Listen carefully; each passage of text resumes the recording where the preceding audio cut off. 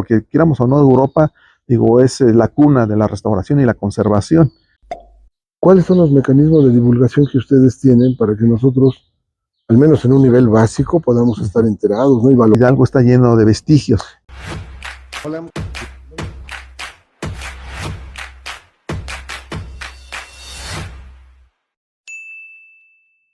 Arquitecto Juan José Velázquez Fernández, muchas gracias por recibirnos. Estamos aquí en el centro INA Hidalgo y dentro de este conjunto, que es el antiguo convento de San Francisco, aquí en Pachuca, ¿no?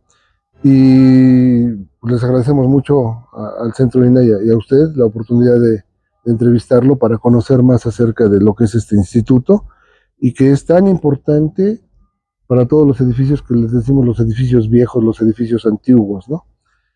En cierta rama fundamentalmente van de 1900 hacia atrás, 1800, 1700, todo lo que tiene que ver con las pirámides, claro. Y ahora también incluso con paleontología, ¿no? Todas esas cosas. Y la parte artística que también está involucrada en esto, ¿no? Ya de 1900 para acá, en términos generales, es del Instituto Nacional de Bellas Artes, ¿no? El INBA. Uh-huh. Pero como nosotros tenemos una gran influencia por parte de lo que fue la conquista española, pues muchos de estos edificios corresponden a las características españolas de aquella época y que eran trasladadas aquí al país, ¿no? Y aquí construyeron muchas cosas de manera semejante a lo que se construía en la península. Y esa es hoy parte de nuestra gran herencia cultural, que es esa mezcla de la mano de obra indígena que resultó extraordinaria para hacer las cosas y de todos los conocimientos que llegaban muchas veces principalmente a través de los frailes. Y hoy pues tenemos esa herencia arquitectónica, urbanística y que la tenemos presente en muchas partes de nuestro país, ¿no? Esto es una muestra de ello, es un edificio y un conjunto precioso. Así es. Con todo este claustro, este jardín y muchas de las oficinas que tienen todas esas características, ¿no? Muros muy anchos, construcciones masivas, muy pesadas, muy anchas, entrepisos muy altos, con aquellos sistemas de terrados, madera, el cuarterón y demás. Y después la cubierta, generalmente son la gran mayoría de 2 pisos, a excepción de las iglesias y catedrales que tenemos monumentales, ¿no? Y todo eso hoy adquiere una gran importancia y sin embargo lo estamos perdiendo. Entonces, nosotros como pretendemos ser un canal que pueda llevar esta información de ustedes, que son los que saben acerca de un determinado tema, llevarlo hacia los que no saben o no sabemos, ¿no? A veces debemos incluirnos mucho los arquitectos, los ingenieros, los funcionarios públicos, ¿no? Entonces, que podamos ser un canal que contribuya a que a través de un lenguaje coloquial, prácticamente una plática de amigos, como si fuera una plática en algún café, en la botana, claro, algún ambiente agradable para poder platicar, pues hacerlo de tal manera que contribuya a que la gente valore más lo que tenemos. Nosotros también como arquitectos, los ingenieros y en muchos casos los padres, los sacerdotes y también los funcionarios públicos, ¿no? Ese es en términos generales el espíritu de lo que nosotros queremos lograr. Y para ello, bueno, pues tenemos algunas preguntas, nos vamos a ir guiando con ellas. Por ejemplo, saber qué es el Instituto Nacional de Antropología e Historia.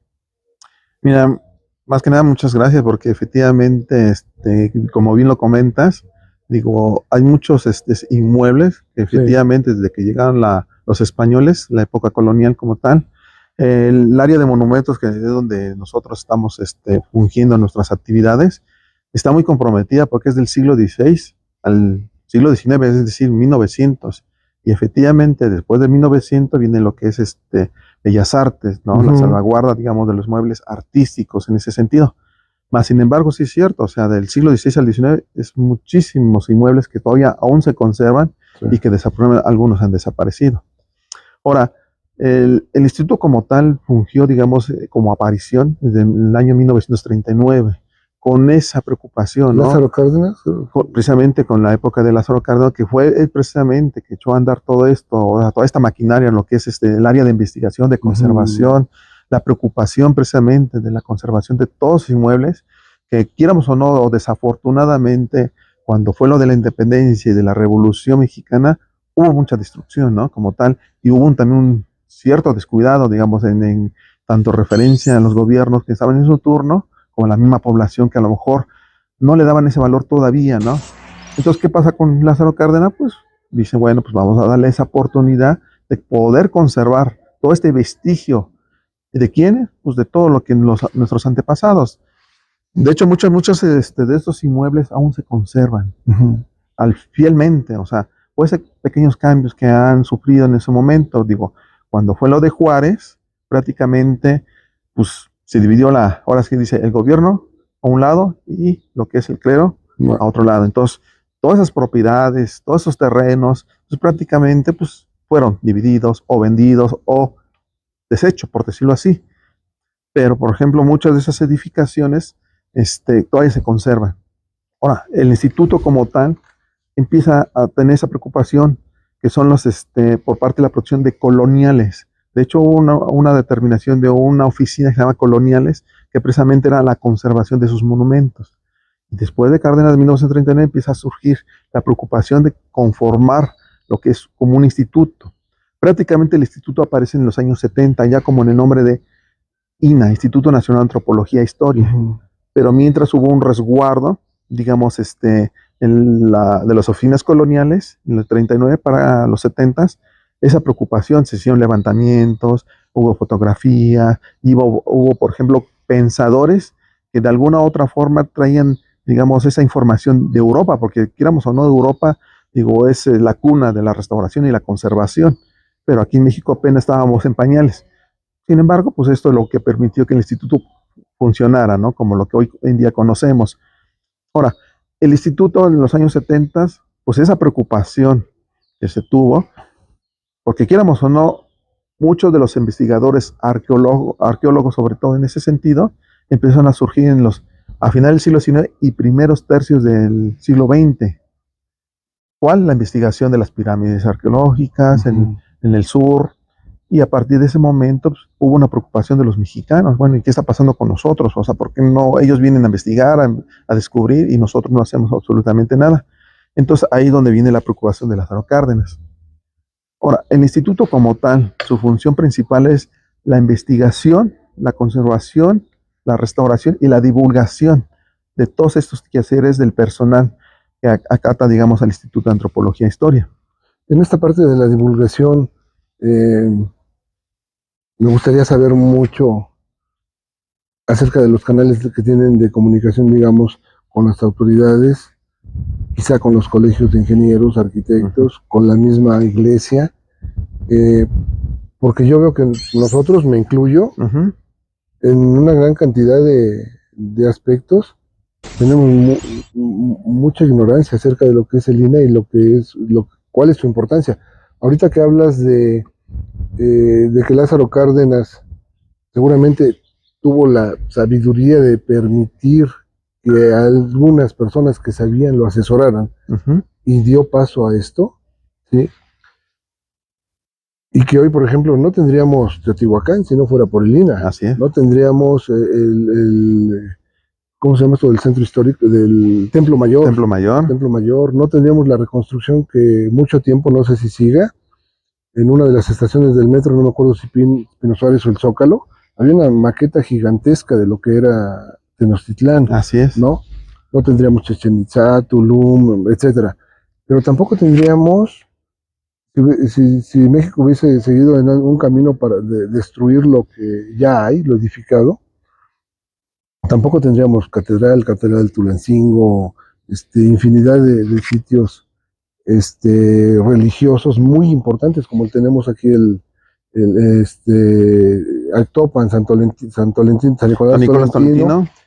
Pero tampoco tendríamos pirámides. Nosotros en Tulancingo tenemos Huapalcalco y vemos que todos los que somos de allá sentimos mucho orgullo por Huapalcalco. Hay gentes que han investigado mucho acerca de esto, pero también esa parte de querer destruir lo que hay a veces sigue vigente, ¿no?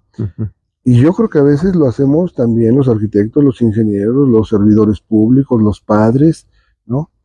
Y quizá no hemos sabido acercarnos al INA para que el INA en esta área que tiene de divulgación pueda transmitirnos toda esa importancia.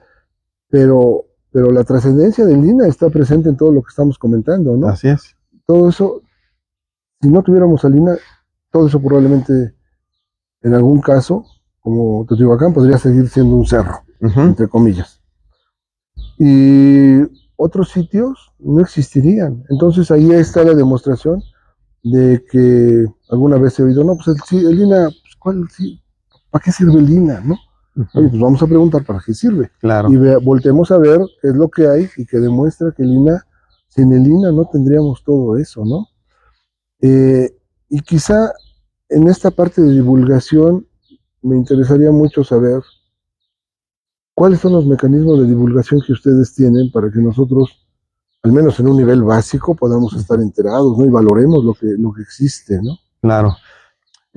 Mira, como bien comentas, efectivamente, creo que la divulgación ha faltado un poco en ese sentido, porque efectivamente, digo, desde Lázaro Cárdenas, es más, hasta cuando fue lo del terremoto del 85, hubo mucha divulgación y es cuando ya se empiezan a preocupar, ¿no? De las condiciones que se encontraban los inmuebles, sobre todo lo que era el centro histórico de la Ciudad de México, mucho derrumbe y muchos factores de que, por ejemplo, mucho material moderno, contemporáneo, que se adaptaba, digamos, o lo quisieron adaptar, digamos, a los monumentos históricos y que en su momento no fue favorable y se empezaron a derrumbar.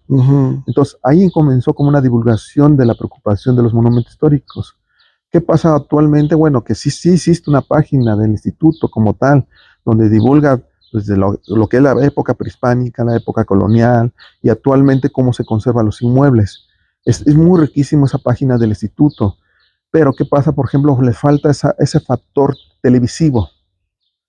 En la televisión a veces... Pues después de que te vean aquí, seguramente nos van a conocer perfecto. Muchísima gente, pero esperemos que así sea. No, y qué bueno, porque en realidad nosotros nos metemos a la página del instituto que contamos con ella, y de hecho es una página a nivel nacional. ¿Puedes decir cómo se llama para que también la gente la localice por sí misma? Sí, de hecho, por ejemplo, se puede entrar a la página que es www.ina.gov.mx y en esa página ahí se van a abrir muchísimas pantallas, o sea, canales, donde hablan, digamos, de todo el tesoro que vive la República Mexicana. Sí. Más sin embargo, por ejemplo, en todos los centros INAS, es decir, está la matriz, que es la Ciudad de México, que es la Coordinación Nacional de Monumentos Históricos, la Coordinación Nacional de Arqueología, la Coordinación de difusión y todo este tipo de cuestiones, y luego viene en cada estado, se llaman centros INAS, que digamos es como si fueran las pequeñas matrices. Y en cada matriz, o sea, de los centros, también hay un sistema de divulgación y también hay una página que también es, aquí es www.hidalgo.gov.mx, donde habla casi en específico de lo que pasa en cada estado.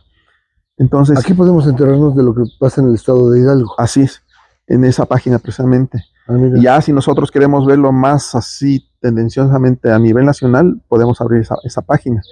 Y sí han habido divulgaciones, digamos, muy esporádicas en el sistema televisivo, pero falta ese bombardeo. Porque, digamos, hoy en día, digamos, pues prácticamente ya el comercio se está terminando, la industria también se está terminando. Entonces, ¿a qué vamos? Con el turismo. ¿El turismo qué busca? Pues, ahora sí que señales de convivencia, señales donde traigamos personal no nada más internacionales, sino nacionales. Hablamos de museos, hablamos de zonas arqueológicas, pero ¿qué más interés existe en todo, digamos, al nivel república? En el caso, por ejemplo, de Hidalgo, la verdad está llenísimo de zonas arqueológicas, que algunas son representativas, sí, como bien lo comentó Papacalco, Jihuingo, el de Tula, Pañú, que son los que se tuvo la oportunidad que más o menos en los años 70, 80, 90 hubo un cierto descubrimiento, más sin embargo existe una cantidad de zonas arqueológicas que no se han dado, digamos, a conocer todavía al público porque no existe el recurso necesario o suficiente para poderlo sacar adelante. ¿No hay posibilidades de asociaciones público-privadas para echar adelante esto?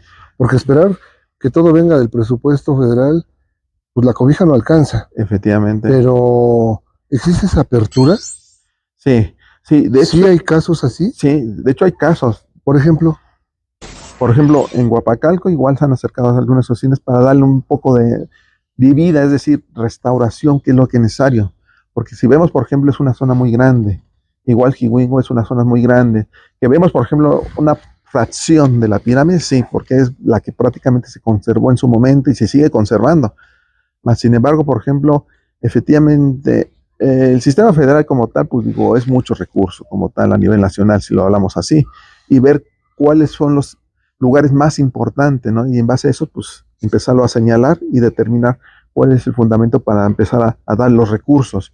Pero sí, efectivamente, en el caso de Hidalgo, se han acercado unas asociaciones, a lo mejor no son lo suficiente o las necesarias, porque aparte de eso, por ejemplo, en cada centro, aparte de que está el área de investigación, que son los historiadores, pues están los arqueólogos. Dan los, en el caso de nosotros, como el área de monumentos y el área de difusión, en ese sentido.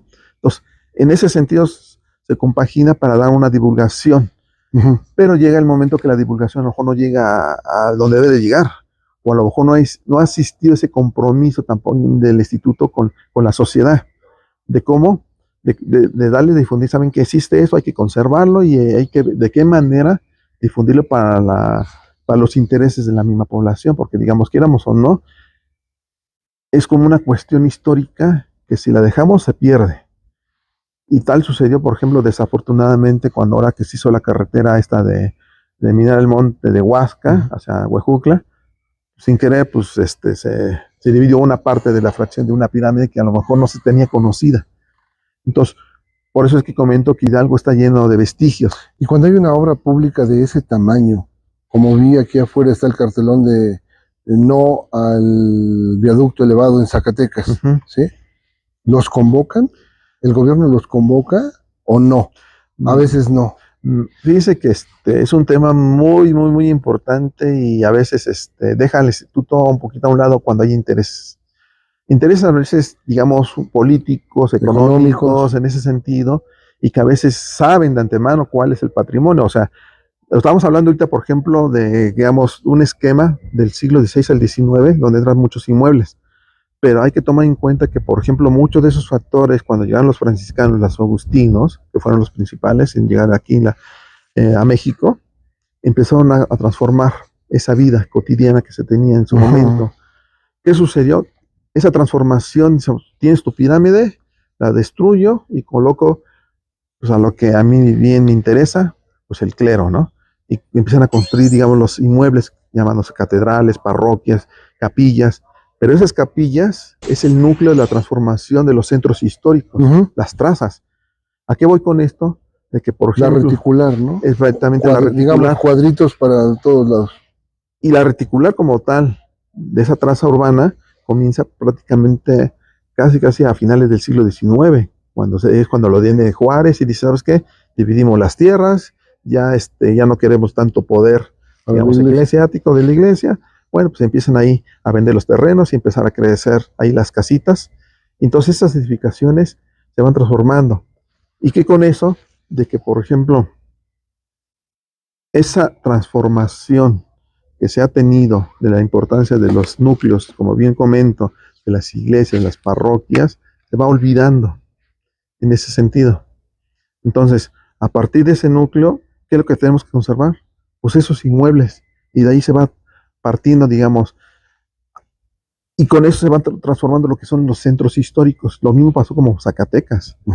Zacatecas como sistema minero, como tal, pues digo, tiene su centro histórico, tiene sus factores. Entonces se va transformando a la conservación. De hecho, tiene una declaratoria ya. Y de hecho, se acaba de salir la declaratoria, digamos, es federal. ¿De qué, perdón? Federal, una declaratoria. Tenía municipal, estatal y federal. ¿Declaratoria de qué? Declaratorias se hacen cuando, por ejemplo, cuando el núcleo del centro histórico tiene una cierta cantidad de inmuebles que vale el factor, y no estamos hablando de factor turístico, sino histórico de conservación, se hace una declaratoria para conservar todo ese factor, todo ese centro histórico. Entonces, lo que sucedió en Zacatecas, efectivamente, o sea, rompía un esquema a hacer un trazo irregular que a lo mejor provocaba que su contexto compitiera lo histórico con algo moderno. Todo lo que se hace, que se impide esto, que no sea tan riguroso. La modernidad con lo histórico. Que sí puede haber factores, sí, pero estamos hablando que es un núcleo de gran cantidad, digamos, en ese trazo, digamos, de lo que se iba a realizar, entonces sí va a romper el esquema. Entonces, ¿qué pasa? Yo me paro en el centro histórico y lo primero que voy a ver es una vía tremenda, ¿no? Que me va a estar rompiendo, ahora sí que las fachadas principales. Visualmente la interrumpe, ¿no? Y le interrumpe efectivamente lo visual. Entonces, ¿qué se pretende? Que, por ejemplo, no nomás es conservar los inmuebles aislados, sino ya conformados los centros históricos. Aquí, en la ciudad, aquí en Hidalgo, ya tenemos la de Huichapan.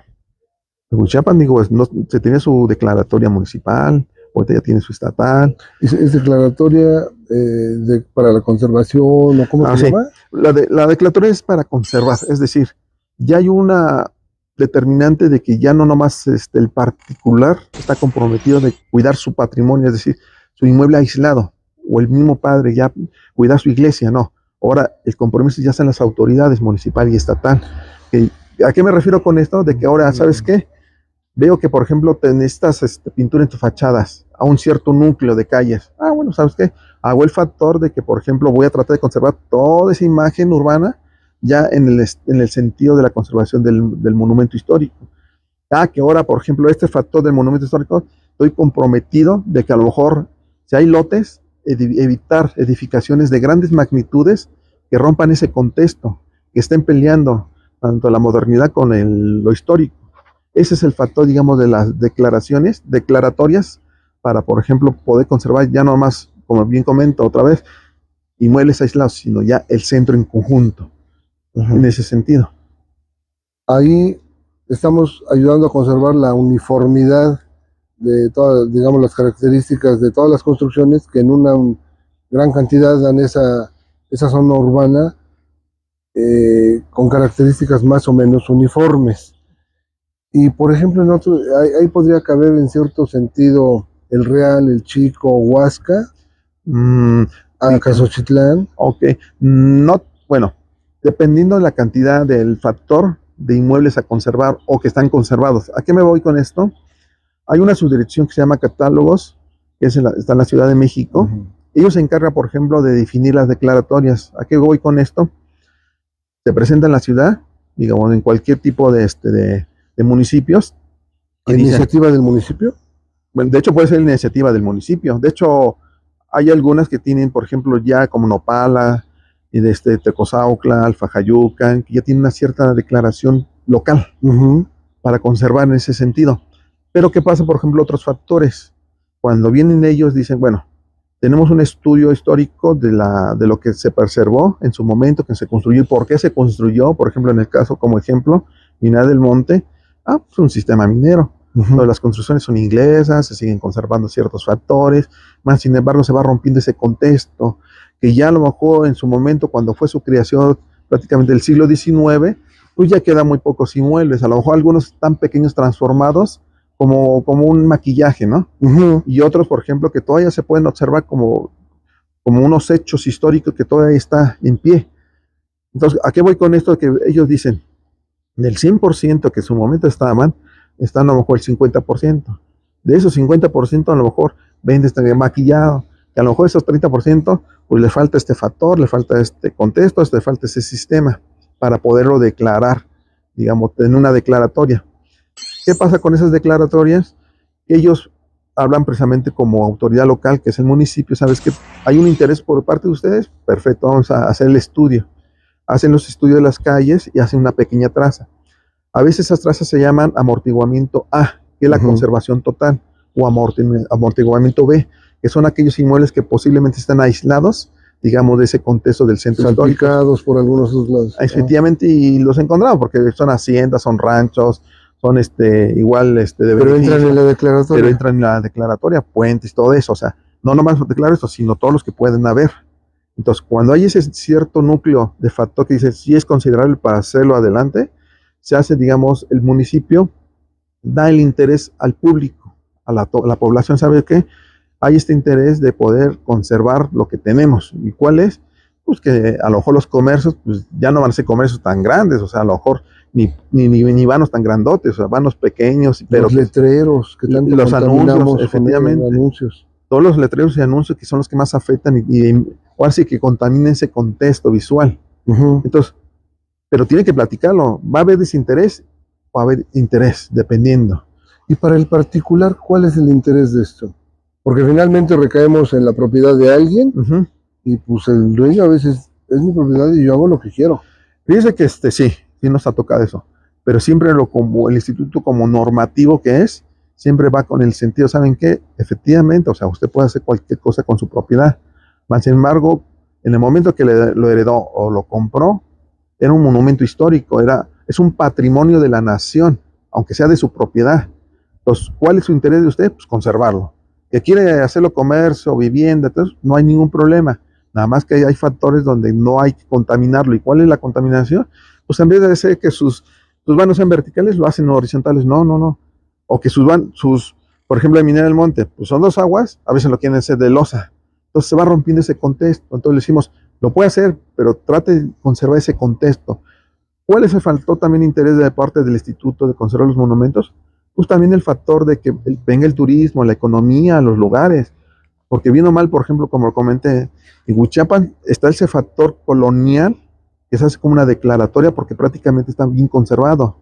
El Mineral del Monte prácticamente se da la tipología de pueblo mágico, porque ahorita no ha llegado digamos, a esa declaratoria total. Es un pueblo mágico, dice, bueno, pues tiene un cierto colorido, todo este tipo de cuestiones, no han roto el esquema, entre comillas, todavía el contexto, aunque ya la quinta fachada, que son las azoteas, pues se ve todo totalmente, embarrado, por decirlo así, de pues, todos los sistemas hidráulicos, sanitarios, sobre todo los tinacos, y como el esquema que presenta su territorio, declive, y por la zona muy baja que tiene, y, pues normalmente su contexto, lo que se ve, lo primero, entrando a Mineral del Monte, pues son su quinta fachada. Estamos hablando del techo. El techo, efectivamente. Entonces, nosotros no más vemos fachada, vemos todo el inmueble. Desafortunadamente, precisamente como bien lo comentó, a veces desconoce un poquito las funciones del instituto. O sea, cuando vamos a suspender, porque en realidad prácticamente el instituto se ha manejado como los malos, porque en realidad cuando son bomberazos, y están suspendiendo, están demoliendo, pues tenemos que dejar todo y inmediatamente. La gente dice, pues es que no conocía quién era el instituto. Pero por ejemplo ahí la colaboración con las presidencias, porque finalmente la presidencia recibe un proyecto y en ese proyecto cuando hay un inmueble que el particular quiere hacerlo otra cosa, tiene que entregar el plano, presentar el plano del estado actual y presentar su propuesta, su proyecto. Y quisiera regresar un poquito a esto de la declaratoria. Nos estás comentando que cuando hay ciertas características uniformes en una zona, digamos características coloniales, hablamos en general, claro. Esa uniformidad puede dar paso para que el municipio o quizá alguna asociación, no lo sé, venga con ustedes y busque hacer la declaratoria municipal, quizá estatal y luego federal. Pero si por ejemplo hay un edificio con tanta importancia, ahorita me estoy acordando particularmente de Tulancingo, donde la catedral, tal vez me equivoque, pero tengo la impresión que la catedral es el monumento histórico más importante del estado, el de mayor masa, el de mayor tamaño, religiosamente también ahí está la capital de lo que se llama el estado eclesiástico de Hidalgo, entonces una gran importancia, y sin embargo su contexto demerita mucho la aportación que podría hacer la catedral hacia la economía de la ciudad en turismo específicamente, por ejemplo. Si no mal recuerdo, en la Ley Federal de Monumentos y Sitios Históricos, creo que es su nombre, por ahí alguna vez leí que no solamente es el monumento, sino también su contexto. Así es. Y establecía ciertas restricciones, que no sé si hay una distancia u otros criterios, para que no se pudieran levantar edificios con una altura que opacara, que demeritara la imagen, ¿no? Del edificio principal, en este caso en catedral, a una cuadra chiquitita, Hidalgo y Fernando Soto han levantado una tienda, era de ropa, ahora es de hamburguesas o qué es, ahí en la esquina, Hidalgo y Fernando Soto, o creo que es de ropa, no me acuerdo.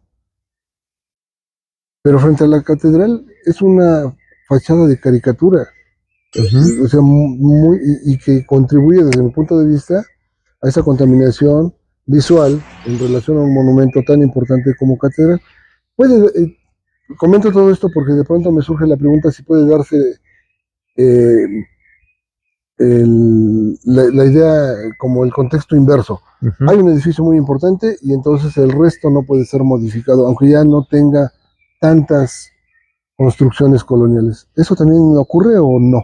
Sí, puede ocurrir en ese sentido porque, mira, bueno, lo que habías comentado al principio, bueno, la presidencia es un factor muy principal porque es una autoridad local, donde realmente se regulariza todas las edificaciones, construcciones y permisos correspondientes. Y efectivamente, la Ley Federal de Monumento Histórico, hay un artículo en específico donde dice que el ayuntamiento, en este caso las presidencias, son coadyuvantes de nosotros, es decir, todo lo que ellos pretendan construir, modificar, realizar, lo tienen que pasar primero con nosotros, independientemente si sepan si son monumentos, no son monumentos, o que su propiedad, aún así, digamos que en su momento era un predio y ahora es una edificación moderna, nos los tienen que pasar. ¿Por qué? Porque precisamente, aparte de la conservación de los monumentos históricos, verificar si son colindantes a los monumentos. Entonces, ese esquema desafortunadamente, y de hecho existe en la ley también municipales, que ellos tienen que establecido de pasarnos toda la información, independientemente de que aquí el instituto se llene de información, es mejor, porque así ya el propietario sabe si su propiedad es monumento, si es colindante o simplemente no corresponde a ninguno de eso, pero a lo mejor puede ser que esté dentro de un perímetro de protección, que podríamos llamarlo como centro histórico. ¿Por qué? Porque sí es cierto, o sea, como bien el ejemplo que como bien comentó, la catedral, por ser un inmueble tan principal, como lo decía en ese momento, es el núcleo principal de las trazas, y de esas trazas vienen las edificaciones. Entonces, ¿qué pasa con su contorno? Pues se va perdiendo. Y eso es cierto, o sea, hablando nuevamente de ahí Tulancingo, pues iba a ser la capital, la ciudad principal en vez de ser Pachuca. ¿Por qué? Porque tenía todo el factor económico, tenía las edificaciones principales, las trazas, las calles, y efectivamente aún se sigue conservando el comercio, pero ¿qué sucede? Que ya ese comercio va creciendo de tal manera que ya la edificación no le da a más. Entonces, ¿qué sucede? Pues va creciendo, a grosso modo. ¿Y cuál es el grosso modo? Pues va transformando, digamos, el monumento histórico. Entonces, esos son lo que nosotros llamamos tipo bomberazos, de que a lo mejor el ayuntamiento desafortunadamente por desconocimiento o porque prácticamente su administración son muy cortos. Entonces, cuando llegamos nosotros, oiga, mire esto, es que la administración pasada pues llevó toda la información, no sabía de ustedes. Bueno, ya les comentamos quiénes nosotros, pero va pasando, digamos, ese traslado de esa administración y sigue siendo lo mismo, o sea, no nos pasa al 100%, o nos pasa a cierto interés, ¿no?